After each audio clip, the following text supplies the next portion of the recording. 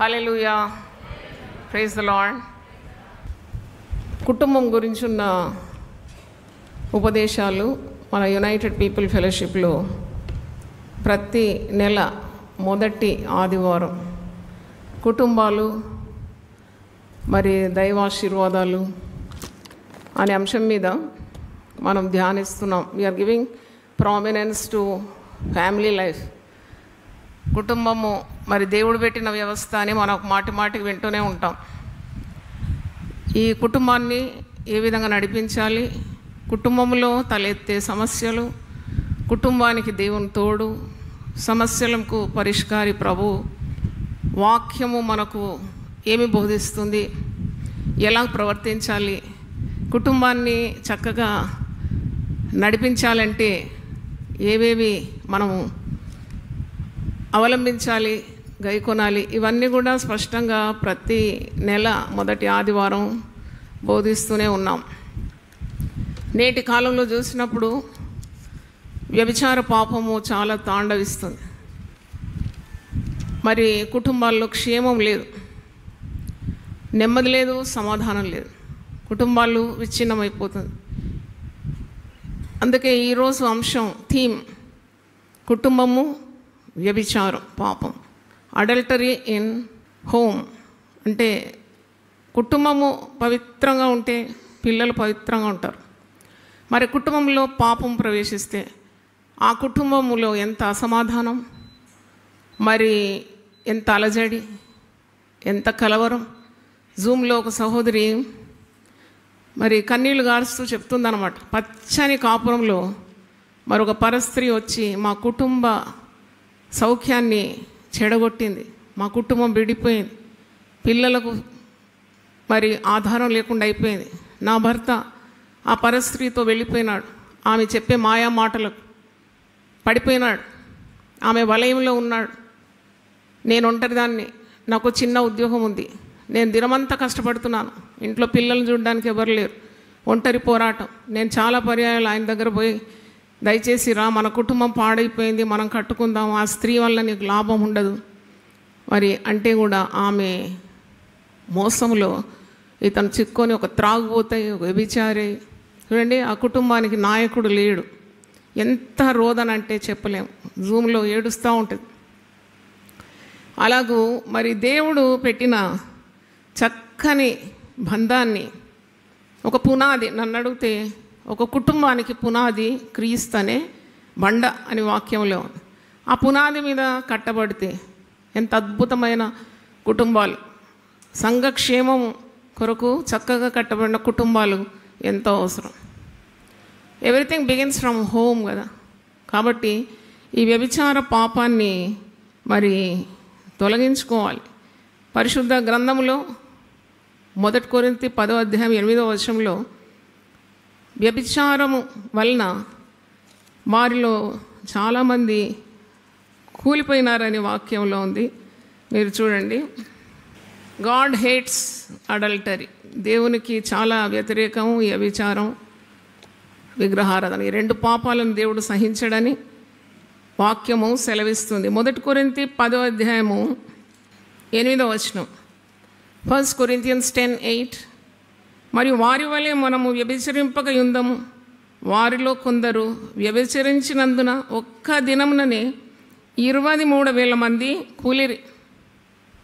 ఎంత కోపం దేవునికి అంటే, దేవునికి అసహ్యమైన పాపం వ్యభిచారం. ఒక్క రోజులో 23,000 మందిని హతం చేసినాడట దేవుడు. ఇశ్రాయేల్ ప్రజలను దేవుడు ప్రేమించినాడు, ఏర్పరచుకున్నాడు, వారిని విడిపించినాడు, అంత బాగుంది. కానీ దేవుని గురిపెట్టుకోకుండా వ్యభిచారం వైపు మొగ్గు చూపినారు, అందుకొరకు వారు నశించినారు. వ్యభిచారము ఎక్కడుంటుందో అక్కడ తప్పకుండా మరి దేవుని ప్రతీకారం ఉంటుంది, పతనం ఉంటుంది, దైవ శిక్ష ఉంటుంది, కీడు ఉంటుంది. అయితే మరి వ్యభిచారము ఎందుకు పాపంగా పరిగణింపబడుతుంది? Why adultery is counted as sin? ఎందుకు వ్యభిచారము పాపం అంటే దేవుడు ఒక్క ఆదామును సృజించినాడు. ఆయన ఒంటరిగా ఉండుట మంచిది కాదని ఒక్క అవ్వని ఇచ్చినాడు కదా. 10 మందిని ఇవ్వలేదు కదా అవ్వలం. ఈ 10 మంది నీకు సంతోషాన్ని ఇస్తారు, వీళ్ళతో గడుపు అనలేదు. చూడండి, పక్కటే ఒక తీసి ఒక్క నారిని సృజించి ఈమెనే నీకు మరి సహకారి అని ఆదాముకు అందించినాడు. అది చాలు మనకు. Why a man needs only one wife. Polygamy. ఇప్పుడైతే there is so much sin in the air. ఎక్కడ చూసిన కట్టు లేకుండా తిరుగుతున్నారు మనుషులు. ఏర్పాటైన వారు సైతం పడిపోతున్నారు.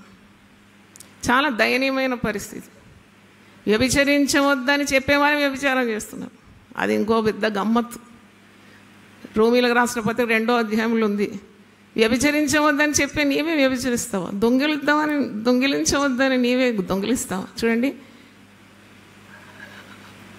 వ్యభిచరించేవారు ప్రభు బల్ల ఇవ్వకూడదు. వ్యభిచారం చేసేవారు దేవుని మాటలు పలకకూడదు. వ్యభిచారం చేసేవారు దైవకార్యం చేయకూడదు. అది ఉండాలి ఆ మనస్సాక్షి. కాబట్టి దేవుని బల్లలో చెయ్యి వేసేవారు కూడా భయభక్తులతో ఉండాలి. God hates adultery. Why? Because it is one of the 10 commandments. 10 ఆజ్ఞల్లో ఒకటి వ్యభిచరించవద్దు. వ్యభిచారం వలన మరణం వచ్చిందని ఇప్పుడు మీకు రెఫరెన్స్ ఇచ్చినాను కదా, 1 కొరింథీ 10:8 అధ్యాయంలో. కనుక బ్రేకింగ్ గాడ్స్ లా, ఆజ్ఞను అతిక్రమిస్తే అది ఎలా పరిగణింపబడుతుంది? ఆజ్ఞ అతిక్రమం పాపం. మనకందరికీ తెలుసు వాక్యం. పాపం అనగా ఏమి? ఆజ్ఞను అతిక్రమించడం. మరి ఆజ్ఞలు గైకొన్న వానికే కదా దేవుని దీవెన. ఆజ్ఞను అతిక్రమిస్తున్నాం. తర్వాత ఇంకోటి, why adultery is considered as sin. వ్యభిచారం ఒక పాపంగా పరిగణింపబడడానికి కారణం దేవుడు ఇచ్చిన ఆజ్ఞను ఉల్లంఘించడం. రెండవది, పరిశుద్ధ వివాహం అని పేరు. We enter into holy matrimony. మరి నాకైతే ఇతర మార్గంలో ఇలాగూ వివాహాలకు పరిశుద్ధ వివాహం అని నేను ఎక్కడ వినలేదు. మీరు విన్నారా? క్రైస్తవ మార్గంలోనే ఉంది హోలీ వెడ్డింగ్, పరిశుద్ధ వివాహం. అంటే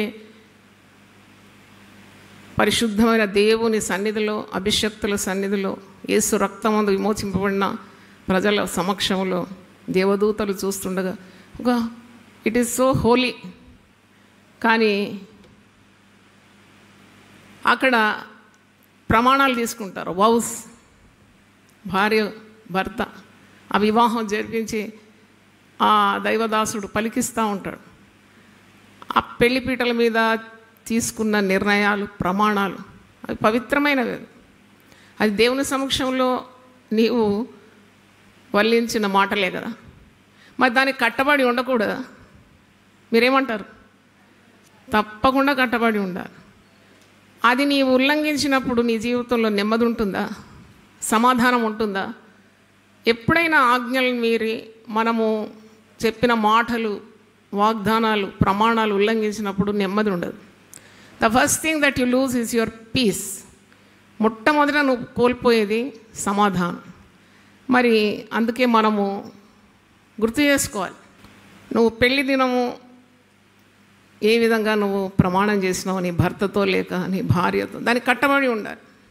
మొదటి కొన్ని రోజులు బాగానే ఉంటారు, తర్వాత వాళ్ళ దృష్టి అటు ఇటు పోతుంది. అది నీతి కాదు, న్యాయం కాదు. అంటే మనము రక్షణ పొందిన వారం, ఇతరులు ఏ విధంగా చేస్తున్నారో మనకు తెలుసు. కానీ we need not follow their track. We are separated people. మనం యేసు రక్తమందు విమోచింపబడిన జనం. మన కొరకు ఒక విలువ చెల్లించినాడు ప్రభు. పరిశుద్ధ జనం అని మనం పిలువబడుతున్నాం. ఏర్పరచబడిన వంశం. మరి ఏ విధంగా ఉండాలి? మాదిరిగా ఉండాలి. ఒకరితో సహవాసం చేస్తున్న కొలది, ఇంగ్లీష్లో ఒక మాట ఉంది, 7 year ఈచ్ అంటారు దీన్ని. ఎందుకంటే 7 సంవత్సరాలు దాటిన తర్వాత ఒకరినొకరు చూస్తే అసహ్యం అంటవారు. పాత చింతకాయ పచ్చడి అన్నట్టు అయిపోతారట. కానీ అలా కాదు. యేసు ప్రభు నియమాల్లో ఉండేవారం సంవత్సరాలు గడుస్తున్న కొలది కూడా ప్రభు ప్రేమతో మనం నింపబడితే వృద్ధాప్యం వరకు కూడా. ఎందుకంటే కనాను వివాహంలో ఆఖరిలో ఇచ్చిన ద్రాక్షారసమే ఎక్కువగా రుచికరంగా ఉండింది, ఎందుకంటే యేసు అక్కడ ఉండినాడు. యేసు ఉన్న కుటుంబంలో ఆ కుటుంబ జీవితానికి దేవుడు రుచినిస్తాడు, సువాసననిస్తాడు, రంగునిస్తాడు, మరి ఒక ఐశ్వర్యాన్ని తప్పకుండా ఇస్తాడని నేను నమ్ముతున్నాను. దేవుని స్తోత్రం. Because Jesus is at the wedding. మన కుటుంబాల్లో ప్రభు ఉన్నప్పుడు, ప్రభు మాటలు మనం విన్నప్పుడు తప్పకుండా ప్రభు పునాది మీద మనం కుటుంబాలు కట్టుకోవచ్చు. 11వ కీర్తనలో ఒక మాట ఉంది కదా, పునాదులు పాడైపోగా నీతిమంతుడు ఏం చేస్తాడు? పునాది ప్రభువుగా ఉండాలి, యేసు ప్రభు. Then you listen to him. కానీ చాలామంది స్త్రీలు బాధపడుతున్నారు ఈ దినాల్లో, పురుషులు కూడా బాధపడుతున్నారు. చాలా మటుకు పాతకాలంలో పురుషులు వ్యభిచారానికి ఎక్కువగా మొగ్గు వేసి, పురుషుడు వ్యభిచారి, పురుషుడు స్త్రీలతో మరి సాంగత్యంతో ఉన్నాడు, పరస్త్రీ వ్యామోహంలో ఉన్నాడని వినేది. కానీ ఇప్పుడు పురుషులను మించిపోయినారు స్త్రీలు. నాకైతే చాలా రిపోర్ట్స్ వస్తూ ఉంటాయి కదా, అమ్మ నా భార్య మాట వినడం లేదు, అమ్మ నా భార్య పరపురుషులతో ఉందమ్మా, పిల్లలను లెక్క చేయడం లేదమ్మా, ఆమె సుఖభోగమే చూస్తుందమ్మా, ఎప్పుడు చూసినా సెల్ చేతిలో ఉందమ్మా, మధ్యరాత్రి కూడా దుప్పటి కప్పుకొని మాట్లాడుతుందమ్మా, ఎవరితో మాట్లాడుతుందో తెలియదు. చూడండి ఎలా నిలబడతాయండి కుటుంబాలు. ఇవన్నీ దేవునికి అయిష్టమైన పాపాలే. సత్యసంధత కోల్పోయిన తర్వాత నువ్వు పెళ్ళి పీటల మీద చేసిన ప్రమాణాలకు కానీ దాని విలువ లేదు. దేవుడిచ్చిన ఆజ్ఞలు మీరితే నీకు సుఖశాంతులు ఉండవు. కనుక వ్యభిచారం నీకు సంతోషం ఇవ్వదు. వ్యభిచారం ద్వారా ఆ పాపము పిల్లల మీదకి వస్తుందని కూడా తెలియజేస్తున్నాను. ఇంకోటి, ఎందుకు వ్యభిచరించకూడదంటే, వ్యభిచరించేవాడు భార్యను మోసం చేస్తాడు. వ్యభిచరించే భార్య భర్తను మోసం చేస్తుంది.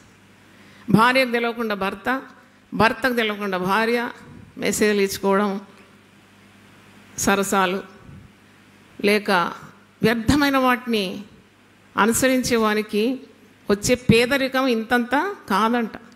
చూడండి, కష్టార్జితం పరుల ఇల్లు చేరుతుందని సామెతల గ్రంథంలో.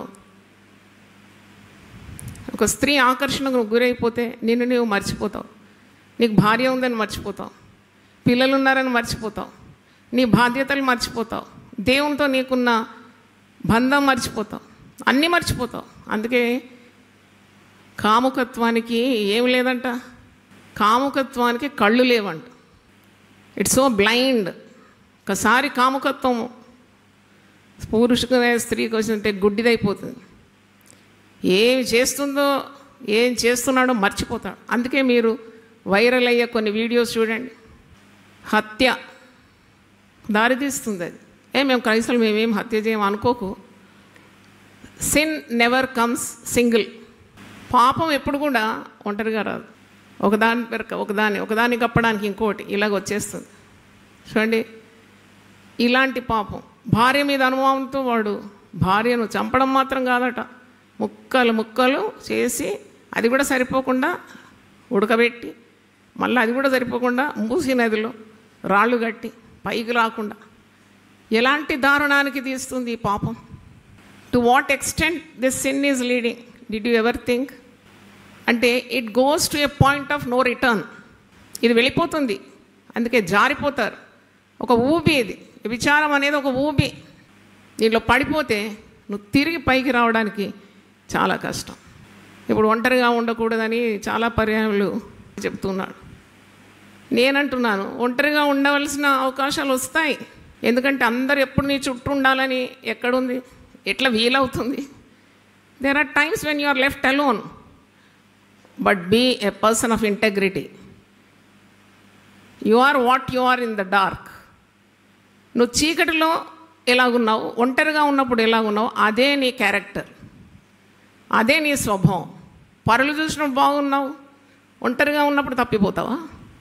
దావీదు ఒంటరిగా ఉండి పాపం చేసినాడు. అంటే నాకు అనిపిస్తుంది, గొర్రెల దొడ్డి నుండి దేవుడు అతన్ని ఎత్తి పట్టి సింహాసనం మీద రాజు కూడా కదా, మహారాజుగా అయినప్పుడు అహంకారం ప్రవేశించింది, మర్చిపోయినాడు. దీనదశ నుండి లేవనెత్తిన దేవుని ఏం చేసినాడు? మర్చినాడు. కృతజ్ఞత హృదయం కావాలి. నువ్వు దేవుడు చేసిన మేళ్లను పదే పదే జ్ఞాపకం చేసుకుంటే నువ్వు పాపం చేయడానికి తెగించవు. ఏ స్థితి నుండి దేవుడిని నువ్వు ఈ స్థితికి తీసుకొచ్చాడు. వెంటనే ఇశ్రాయేలు మర్చిపోయినారంట. అందుకే పాపం చేసినారు. దేవుడు చేసిన ఉపకారాలు వెంటనే మర్చిపోతున్నారు. ఇదంతా మా వల్ల కలిగింది అనుకుంటున్నారు. చెయ్యరాని హేయ కార్యములకు దేవుడు వారిని అప్పగించినాడని, భ్రష్ట మనసుకు దేవుడు వారిని అప్పగించినాడని, అపవిత్రతకు దేవుడు వారిని అప్పగించినాడని రోమీలకు రాసిన పత్రిక 1వ అధ్యాయం చివరి భాగంలో ఉంది. కాబట్టి ఒంటరిగా ఉన్న దేవుని సన్నిధితో నువ్వు నింపబడాలి, ప్రార్థనలో ఉండాలి, వాక్యంలో ఉండాలి. మనల్ని ఒంటరిగా దేవుడు విడిచిపెట్టాడు. మనకెప్పుడు 3 వ్యక్తులు ఉంటారు మనతో: తండ్రి ప్రేమ, క్రీస్తు కృప, పరిశుద్ధాత్మ సహవాసం. 1+3 ఈజ్ అ గ్రేట్ మెజారిటీ. కాబట్టి ఒంటరితనంలో కూడా దైవ సన్నిధి నీకు ఉండాలి. పాపం చేయకూడదు. పిల్లి పాలు తాగుతుందంట. ఎటు తాగుతుంది? కన్ను మూసుకొని తాగుతుందట. ఎవ్వరు నన్ను చూడడం లేదని మరి పాలు తాగితే లోకమంతా దాన్ని చూస్తుంది. అలాగూ మోసపోకుడి అని ఎన్ని పర్యాయములు ఉంది పరిశుద్ధ గ్రంథంలో. ఒంటరిగా ఉన్న be truthful to God and to your family. Yosepu మంచి మాదిరి. ఒంటరిగా ఉన్నాడు. పాపం చేస్తే ఎవరికి తెలియకపోయేది. ఏముంది, పాపం చేసి వెళ్ళిపోవచ్చు.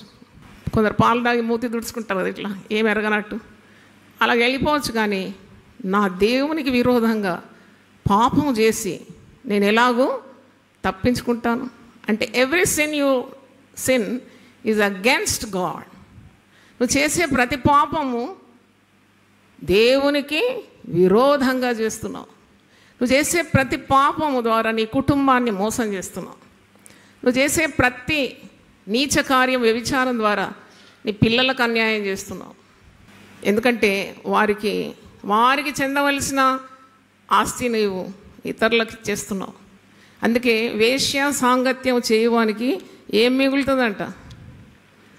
వేశ్య సాంగత్యం చేసేవానికి వట్టి రొట్టె ముక్క మిగులుతుందంట, రొట్టె తునుక. వేశ్య సాంగత్యం చేయవానికి 6వ అధ్యాయము 26 నుండి 2 వచనాలు చదువుతున్నాను. సామెతలు 6:26. వేశ్య సాంగత్యం చేయవానికి రొట్టె తునుక మాత్రం మిగిలి ఉండు. మగనాలు మిక్కిలి విలువగల ప్రాణమును వేటాడునంట. చూడండి, స్త్రీలకు ఎంత గొప్ప హెచ్చరిక ఇది. రాజులను సహా నశింపజేయ స్త్రీలు ఉన్నారు. నాకు ఎప్పుడు అర్థం కాదు, ఎందుకు స్త్రీలు ఇంత వైభవంగా, ఇంత అందంగా తయారు కావడానికి మరి ఎందుకు ఇలాగ పురుషులను పాడు చేయాలి? చాలు, మామూలుగా ఉంటే చాలు కదా. అందం ఇచ్చినాడు దేవుడు, సహజ అందం. దానికి ఇంకా రూపురేఖలు దిద్ది, అరే you should be attractive to your partner, you should be a modest wife, a modest mother. అంతకంటే ఇంకేముంది? చూడండి, గొప్ప అభిషక్తుని పడగొట్టింది ఒక స్త్రీ. ఆమె పేరేంటి? దెలీలా. కారణ జన్ముడు సంసోన్. అభిషక్తులు కూడా జాగ్రత్తగా ఉండాలని అర్థం కదా. ఏర్పరచబడిన వారిని సైతం పడగొట్టుటకు సాతానుడు ఏం చేస్తున్నాడు? విజృంభిస్తున్నాడు. పడగొట్టేస్తాడు అన్నమాట. క్షణంలో పడిపోతాడు. మళ్ళీ ఆ వ్యక్తికి విలువే లేదు. There is no value for the person who sins. చెల్లని రూపాయి అయిపోతాడు. దేవుడు ఎంత అభిషేకం, ఎంత పరిశుద్ధాత్మ, ఎంత వాక్శక్తి, ఎంత ఆరాధన, ఇవన్నీ చేసిన వాళ్ళు పడిపోతున్నారు. ఎందుకంటే వారు ఆకర్షణ వైపు, అంటే సమ్ విమెన్ ఎంటైజ్ ద మెన్. అలాంటి వారిని గుర్తుపట్టాలి అభిషక్తులు. నువ్వు చాలా బాగా పాట పాడినావు, చాలా ఆరాధిస్తుంటే నాకు రోమాంచనం వచ్చిందట ఒక స్త్రీ అంటుంది. నాకు ఎక్కడ లేని మరి బాధ కలిగింది, కోపం కూడా వచ్చింది. ఎందుకో యవనస్తుని వెంటబడ్డావు నువ్వు? What is your business? నాకు అందుకే నా నోట్బుక్లో, డైరీలో పెద్ద అక్షరాల్లో రాసుకుంటా, మైండ్ యువర్ ఓన్ బిజినెస్. రోజు చూసుకుంటుంది. ఎందుకు నీకు వేరే వాళ్ళతో? దేవుడు నీకు పని అప్పగించినాడు, కుటుంబం ఇచ్చినాడు, భర్తని ఇచ్చినాడు, పిల్లల్ని ఇచ్చినాడు, లేక భార్యని ఇచ్చినాడు, పిల్లల్ని ఇచ్చినాడు, ఒక పని ఇచ్చినాడు, ఒక దర్శనం ఇచ్చినాడు, ఒక ఇల్లు ఇచ్చినాడు. ఎంత చక్కగా దాన్ని రాణించుకుంటూ దైవాశీర్వాదాలతో ముందుకు సాగే బదులు ఎందుకు ఈ పాపానికి చోటు ఇవ్వాలి? ఎన్ని పర్యవసనాలు! పాపం యొక్క పర్యవసనం తీపా చేదా? అదే మనస్సాక్షి గుచ్చుకుంటుంది. దేవుని వాక్యము ఎలాంటిదంట? 2 అంచులు గల ఆత్మఖడ్గం, సర్జరీ అన్నమాట ఇది. ఈరోజు వదిలిపెట్టేయాలి అవన్నీ. దేవుడు తప్పకుండా శక్తిని ఇస్తాడు. అందుకే కదా పరిశుద్ధాత్మ శక్తి. ఇంకెందుకు? అదే ఇంధనం. To know to say no to sin. పాపానికి కాదు, వీలు కాదు, ఐ విల్ నాట్ సిన్ అని చెప్పడానికే కదా పరిశుద్ధాత్మ శక్తి. పరిశుద్ధాత్మ శక్తి గురించి ఎన్నో ప్రసంగాలు చేసినాను. అది ఎగిరి దుంకేసి అల్లరి చేయడానికి కాదు. To live a victorious life on the face of earth. Hallelujah. ఒక విజయవంతమైన క్రైస్తవ జీవితాన్ని జీవించడానికి పరిశుద్ధాత్మ శక్తి నీకు కావాలి. పవిత్రమైన జీవితం జీవించడానికి పరిశుద్ధాత్మ శక్తి కావాలి. ఇక్కడ లొల్లి పెట్టి అక్కడ పోయి వ్యభిచారం చేస్తే నీ వల్ల ఏం ప్రయోజనం? శిక్ష రాకుండా ఉంటుందా? వేశ్య సాంగత్యం చేయవానికి రొట్టె తునుక మాత్రం మిగిలి ఉండును, మగనాలు మిక్కిలి విలువగల ప్రాణమును వేటాడుతుందంట. వ్యభిచారి స్త్రీ ఎలాగన్నా పట్టుకోవాలి, ఎలాగన్నా అతని అటెన్షన్ నా మీదకి రావాలి.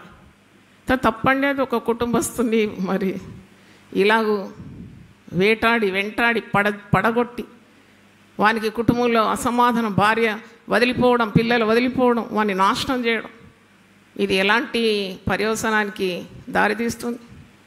అందుకే కదా ఈ హత్యల గురించి మనం వినేది, ఆత్మహత్యల గురించి వింటున్నాం. అది అన్యులే అనుకుంటున్నాం, కానీ క్రైస్తవ గోళంలో కూడా ఇవన్నీ జరుగుతుంది. తర్వాత ఒకడు తన ఒడిలో అగ్ని వంచుకొని వాని వస్త్రములు కాలకుండునా? ఏం లేదండి, వ్యభిచారం మా హృదయంలో మేము చేసుకుంటున్నాం, ఎవరిని బాధ పెట్టడం లేదు కదా, మా ఆలోచనలోనే ఉంది, మేము ఇంకా క్రియారూపంలోకి తేలేదు కదా అనుకుంటున్నాం. Every thought leads to an action. నువ్వు తలంచిన ప్రతి తలంపు అది కార్యరూపంలోకి తప్పకుండా వచ్చేసింది ఒకరోజు. కాబట్టి be careful of every thought that is entering your mind. వ్యభిచారం నన్ను అడిగితే ప్లేయింగ్ విత్ ఫైర్, అగ్నితో ఆటలాడడం. అది నేను చెప్పే మాట కాదు, బైబిల్లో ఉంది. ఒకడు తన ఒడిలో అగ్ని ఉంచుకొని వాని వస్త్రములు కాలకుండానా? నీ ఒడిలో కొన్ని అగ్ని కణాలు ఉంచుకొని చూడు, వీలవుతుందా?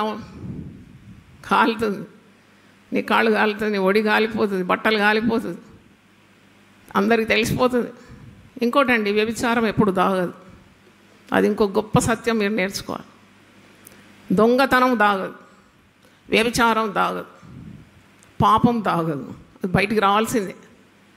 దురాశ గర్భం ధరించి పాపమును కనును, పాపము పరిపక్వమై మరణమును కను. ఒకడు నిప్పుల మీద నడిచిన వాని పాదములు కమలకుండునా? సామెతలు 6:27 నుండి చదువుతున్నాను. తన పొరుగు అని భార్యను కూడువాడు ఆ ప్రకారమే బాగుపడిననుందా? ఆ ప్రకారమే నాశనమగును. ఆమెను ముట్టువాడు శిక్ష తప్పించుకున్నాడు. ఇక మీరు చదవండి, మీకు విస్తారమైన జ్ఞానం లభిస్తుంది. సామెతలు 5, 6, 7 వ్యభిచార పాపం గురించి, స్త్రీ పురుషులు చేసే లైంగిక పాపం గురించి రాసి ఉంది. అందుకే జారత్వము చేయువాడు బుద్ధిశూన్యుడాడు, వానికి బుద్ధి లేదంట.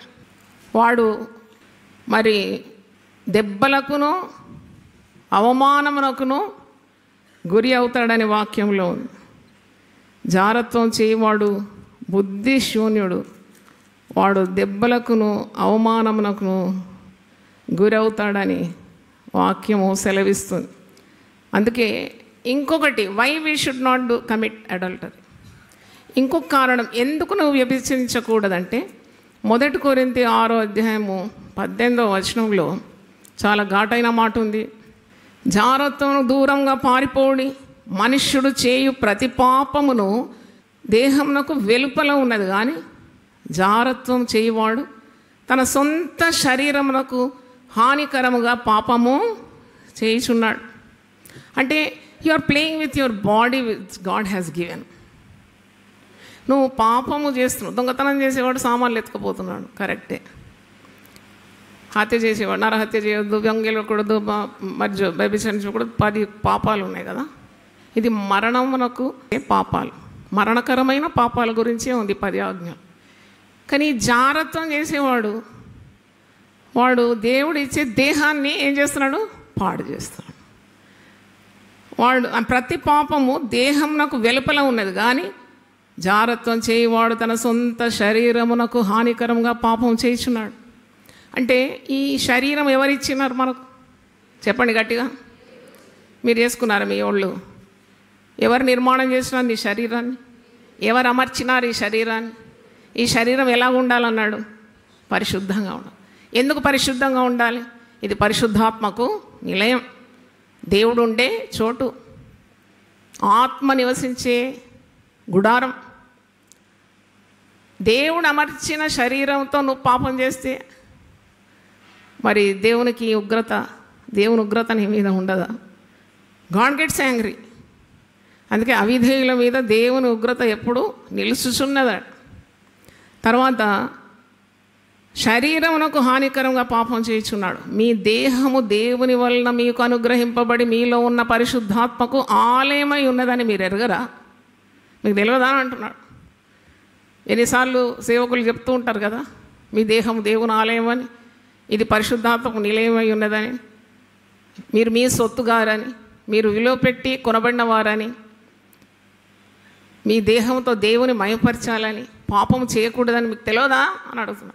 మీరు ఒక పాట ఉంది కదా, ఎరిగి ఎరిగి నే చెడిపోతేని దిక్కులేని వాడనేనైతేని, ఎరిగి ఎరిగి నే చెడిపోతేని దిక్కులేని వాడనేనైతేని, చక్కా చేసి నా నేత్రాలు తెరచి గ్రక్కున నిన్ను చూడనిమ్ము, చక్కా చేసి నా నేత్రాలు తెరచి గ్రక్కున నిన్ను చూడనిమ్ము. ఇంకోటండి, వ్యభిచరించకూడదు. ఎందుకంటే చాలా బాధ కలిగిస్తుంది. నీకు శరీరానికి బాధ, కుటుంబానికి వేద. ఒక యంగ్ గర్ల్ నా దగ్గర వచ్చింది, 20 ఏళ్ళ పాప. దూర ప్రదేశాన్ని పంపినారు చదువుకోరు. అక్కడ యవనస్తులతో ఆమెకు లైంగిక సంబంధం కలిగి మరి ప్రెగ్నెంట్ అయింది. అబార్షన్ చేసినారు. రెండవసారి ప్రెగ్నెంట్ అయింది. అంటే తల్లిదండ్రులు లేరు కదా, దూరం ఉన్నారు. ఎంత సౌలత వాళ్ళకు పాపం చేయడానికి. మళ్ళీ రెండవసారి ఆమె అబార్షన్ చేసేటప్పుడు అది ప్రాణం మీదకి వచ్చేసింది. అది తొలగించుకోవడానికి ఉన్న ప్రయత్నంలో ఉన్న రక్తం అంతా దేహం ఉండిపోయింది. పిల్ల కొర ప్రాణంలో ఉంది. చక్కని పిల్ల, కష్టపడి తల్లిదండ్రులు పెట్టుబడి చేసి వ్యవసాయం చేసి పెంచుతున్నారు ఈ పిల్ల ఫీజులు కట్టడానికి. అప్పుడు పిల్లది ఫోన్ నంబరు డాక్టర్ తెలుసుకొని తల్లిదండ్రులకు తెలియజేసినప్పుడు పరిగెత్తుకొని వచ్చినారు. చాలా ట్రీట్మెంట్ ద్వారా మరి ఆమె కొద్దిగా కుదుటపడి ఆమె నా దగ్గరకు తీసుకొచ్చినారు. పోయిన వారం నేను ఆమెను దగ్గర తీసుకున్నాను. నాకు తెలుసు అంటే చిన్నది కదా, తెలియకుండా ఇలా పడిపోయింది. ఆమెను ఆదరించి ఓదార్చి ప్రార్థన చేసి, బిడ్డ దేవుడు నేను వాడుకుంటాడు, పాజిటివిటీ ఇచ్చి పంపినాను. ఈరోజు నేను చాలా బలపడినానమ్మా, నాకు భవిష్యత్తు ఉందని నాకు తెలియదు, మీరు చెప్తున్నారు, నన్ను క్షమించి దేవుడు తిరిగి వాడుకుంటాడని అని కన్నీళ్లతో ఆమె తన అనుభవాన్ని నాకు వీడియో ద్వారా పంపింది. నేను ఎందుకు చెప్తాను, it cause lot of pain, you lose your health. పరస్త్రీ సాంగత్యంలో వెళ్తారు, అది ఎంతమందితో తిరిగిందో నీకేం తెలుసు, దానికి ఎన్ని రోగాలు ఉన్నాయో. సెక్షువల్లీ ట్రాన్స్మిటెడ్ డిసీజ్ అన్నది ఎస్టీడీ, సుఖవ్యాధులు, వెనీరియల్ డిసీజ్, ఇవన్నీ తెచ్చి మళ్ళీ నీ భార్యకి ఇస్తావు నువ్వు. ఎంత గోల ఇంట్లో, ఎంత బాధ, ఎంత నొప్పి, ఎంత డబ్బులు వ్యయం. యెహోవా యందు భయభక్తులు గలవాడు ఐశ్వర్యవంతుడు అవుతాడండి. ఎందుకు ఐశ్వర్యవంతుడు అంటే వానికి వ్యర్థమైన ఖర్చులే ఉండవు. The blessing of the Lord it maketh rich and addeth no sorrow to it అంట. ప్రాబ్స్ 10:22. కనుక నీవు పరిశుద్ధమైన దేహాన్ని పాడు చేస్తున్నావు. ఇక్కడ ఒక మాట ఉందండి, ఎవడైనా ఈ దేహాన్ని పాడు చేస్తే దేవుడు వాన్ని ఏం చేస్తాడు, పాడు చేస్తాడని కూడా ఉంది. You spoil your body, God will definitely take revenge and you will be reduce to nothing. You will be led to destruction. వినాశమునకు నువ్వు నీ కుటుంబము వెళ్ళిపోతుంది. తర్వాత బాంధవ్యాలు తెగిపోతుందండి. కలిసి భోజనం చేయాలి, కరెక్ట్, అది 100%. The family that trace together stays together, that dynes together also stays together. కానీ ఒక్కసారి మనసు విరిగినాక, పరస్త్రీతో వాడు పోయినాక మళ్ళీ మనసు వస్తుందండి కలిసి భోజనం చేయడానికి. మనం కూడా మానవులమే కదా, మీద రూఢి అయితే పడలేదు కదా. కానీ దేవుని కలిగి మనం ఈ వాటిని జయిస్తున్నాము. మోసం చేసినావు నువ్వు నీ భార్య, మోసం చేసినావు నీ భర్త, మళ్ళీ కలిసి భోజనం చేస్తారా? అది ఎంత క్షమాపణ దేవుడు మరి ఇవ్వాలి, మరి మీ మధ్యలో రావాలి. అది దేవునికే సాధ్యం. చూడండి, అలాంటి బాంధవ్యాలు విడిపోతాయండి. చక్కని పచ్చని కాపురం భగ్గుమంటది. No family can tolerate adultery. వ్యభిచారం చేసి ఆ గృహనాయకుని ఒకలాగా చూస్తుంది ఆ భార్య. ఆ ప్రేమ పోతుంది. పాలు చెడిపోతే పెరుగు అవుతుంది కదా, మళ్ళీ పెరుగు పాలు అవుతుంది తర్వాత. కష్టమే అది. ఇక దేవుని అపారమైన కృప ద్వారా చాలామంది భార్యలు లేక భర్తలు దైవ భయంతో దేవుని సహాయంతో ముందుకు సాగుతూ ఉంటారు. It's very difficult. That's why never commit this sin adultery. అందుకే చేయొద్దంటున్నాను. ఈ పాపం చేసిన వాళ్ళ కుటుంబంలో సంతోషం ఉండదు. దావీదు మహారాజు కుటుంబంలో చచ్చేంత వరకు ఏముండేది? యుద్ధాలు ఉండేది. యుద్ధాలు ఆగలేదండి. ఈ ఫేస్డ్. దేవుడు క్షమిస్తాడు తప్పకుండా. ఆయన 51వ కీర్తన అంతా క్షమాపణ గురించి ఉంది.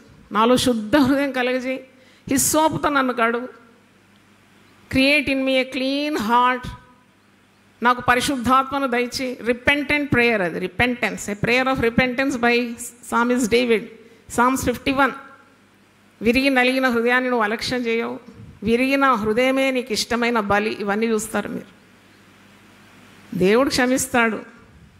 కానీ పాపము విత్తినావు కాబట్టి నువ్వు ఏది విత్తుతావో ఆ పంట తప్పకుండా కొయ్యాల్సి వస్తుంది. నీతిమంతులకు ప్రతిఫలం ఉంది ఈ లోకంలో, భక్తిహీనులకు అంతకంటే ఎక్కువ ప్రతిఫలం ఉన్నది.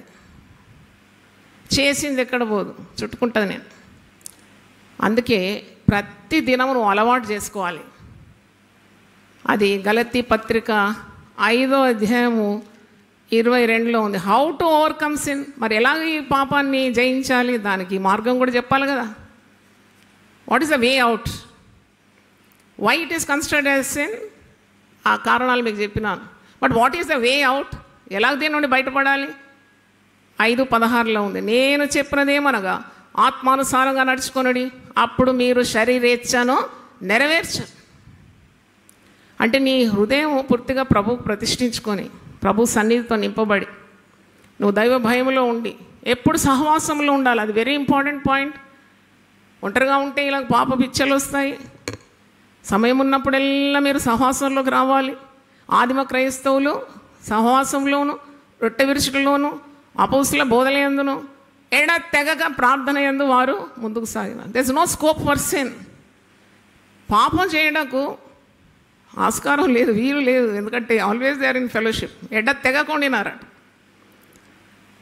సహవాస బలం అది. కాబట్టి ఆత్మచేత నింపబడితే శరీర కార్యాలన్నిటిని జయించగలవు. ఒక పాట ఉంది కదా, శరీర క్రియలన్నీయు నాలో నశింపజేయుమయా, శరీర క్రియలన్నీయు నాలో నశింపజేయుమయా, జీవనధిని నా హృదయములో ప్రవహింపజేయుమయా, జీవనధిని నా హృదయములో ప్రవహింపజేయుమయా. నేను చెప్పినది మనకు ఆత్మానుసారంగా నడుచుకున్నది, అప్పుడు మీరు శరీరేచ్ఛను నెరవేర్చరు. శరీరం ఆత్మకును, ఆత్మ శరీరకును విరోధంగా అపేక్షించు. ఇది ఒకదానికొకటి వ్యతిరేకంగా ఉన్నది కనుక మీరేవి చేయనిచ్చేందురో వాటిని చేయకుందురు. నువ్వు ఆత్మచేత నడిపింపబడినలా నీ వీటిని జయించగలుగుతావు. అంటే శరీరం ఒకటంటది, ఆత్మ మరొకటంటది. రెండిటికి టగ్ ఆఫ్ వార్ అన్నమాట.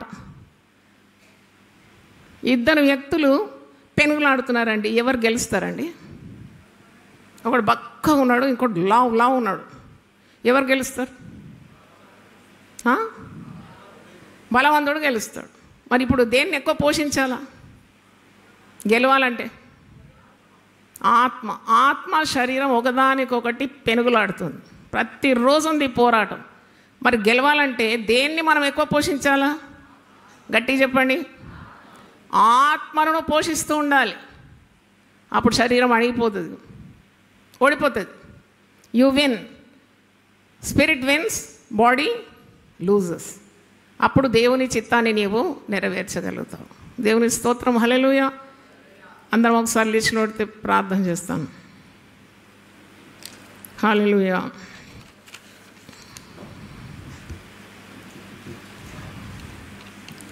వెగ్గట్టు కలిగే ఈ లోకమేగా, యుగ యుగాలు నీతో నుండాగా. వెగ్గట్టు కలిగే ఈ లోకమేగా, యుగ యుగాలు నీతో నుండాగా. నీ గుడారములో నందునుగా, నీ గుడారం నీ కొరకే నీ వెదకేను దేవా. నాకొక్కసారి కనిపించరా, నాకొక్కసారి కనిపించరా. ప్రభు మొర వినవా, ప్రభు మొర వినవా. నీ కొరకే నీ వెదకేను దేవా. నాకొక్కసారి కనిపించరా, నాకొక్కసారి కనిపించరా. ప్రార్థన చేసుకుందాం. ప్రభు నీ పరిశుద్ధ నామమునకు స్తోత్రము. కుటుంబము విచార పాపం గురించి మొదటి వర్తమానము అలాగే రెండవ వర్తమానం కూడా విన్నారు. ఆయన వినువారై ఉండి తమను తాము మోసపరుచుకోకుండా విని దాన్ని గైకొన్నట్టు వినుబుద్ధి వారికి పుట్టించి హృదయమనే మరి నేలను సిద్ధపరచుకొని చక్కగా ప్రభువా పరిశుద్ధమైన దేవుని వాక్యంతో మరి ఆ విత్తనం వంటి వాక్యాన్ని నాటబడాలని మేము ఎంతో కోరుతున్నాం. లోకము దాని ఆశలు గతించిపో. నేత్రాశ, జీవపు డంబం, శరీరాశలు, ఇచ్చలు ఇవన్నీ గతించిపోతుంది. లోకము దాని ఆశలు గతించిపోతుంది. దేవుని చిత్తము జరిగించేవాడు నిరంతరం నిలుస్తాడు. మీ చిత్తాన్ని నెరవేర్చడానికి బలశౌర్యం గలవారు బలవంతులమై ఉండటం మాకు సహాయం దయచేయండి. ఆత్మచేత శరీర క్రియలను జయించడానికి నీ దర్శనము నెరవేర్చడానికి ప్రతి కుటుంబంలో నువ్వు ఇచ్చిన బాధ్యతలు నెరవేర్చడానికి నాయనా ఆ స్త్రీ పురుషులకు దేవుని భయం దయచేయమని ప్రార్థిస్తున్నాను. పిల్లల్ని ఇచ్చినావు, ఎంత బాధ్యతగా పిలిచాలి నాయన. బాధ్యతారహితంగా వెళ్తూ త్రోవ తప్పుతూ పాపం చేస్తూ అటు దేవునికి విరోధంగా ఇటు బంధువర్గాన్ని దూరంగా బాంధవ్యాలాన్ని తెగగొట్టుకుంటూ ఒంటరి వారే మిగిలిపోతున్నారు నాయన.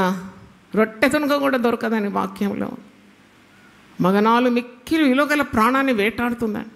అట్టి స్త్రీలుంటే వారిని క్షమించి దారికి తీసుకొని రమ్మని, అట్టి పురుషులుంటే వారిని క్షమించి నీ రక్తం చేత కడిగి పరిశుద్ధ కుటుంబంగా ప్రతి కుటుంబాన్ని మార్చమని, నీకు సమస్తం సాధ్యమని పాపాన్ని ద్వేషించి దేవుని ప్రేమించడానికి దేవుని ఆజ్ఞలు మీరకుండా ఒక్కొక్కరిని కాపాడమని, వ్యభిచార పాపాన్ని కొట్టివేయమని, కుటుంబాలను భద్రంగా కాపాడమని యేసు నామములో అడిగి వేడుకుంటున్నాను తండ్రి. ఆమేన్. తండ్రి అయిన దేవుని ప్రేమ, యేసు క్రీస్తు కృప, పరిశుద్ధాత్మ సహవాసం మనందరితో సదాకాలం తోడుగా ఉండునుగాక.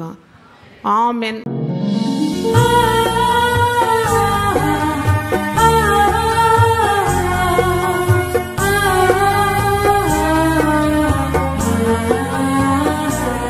నీ ధనము నీ ఘనము ప్రభు యేసుదే, నీ దశమా భాగము నీయ వెనుదీతువా.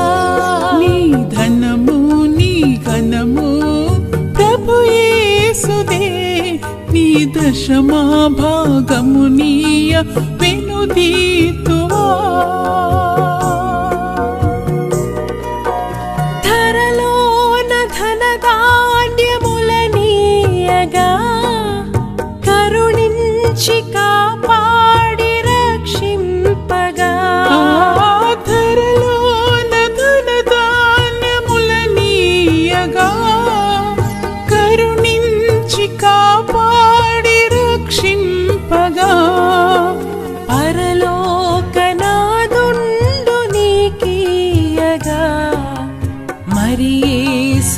కొరకీయవెనుదీతువా పరలోకనాథుండు నీకీయగా మరి యేసు కొరకీయ వినుదీతువా నీ ధనము నీ ఘనము ప్రభు యేసుదే నీ దశమా భాగము నీయ వెనుదీతువా పాడి పంటలు ప్రభువు నీకీయగా కూడు గుట్టలు నీకు దయచేయగా పాడి పంటలు ప్రభు నీకీయగా కూడు గుట్టలు నీకు దయచేయగా వీడంగ ప్రభు యేసు నామంబును గడువేల ప్రభుకీయను క్రైస్తవా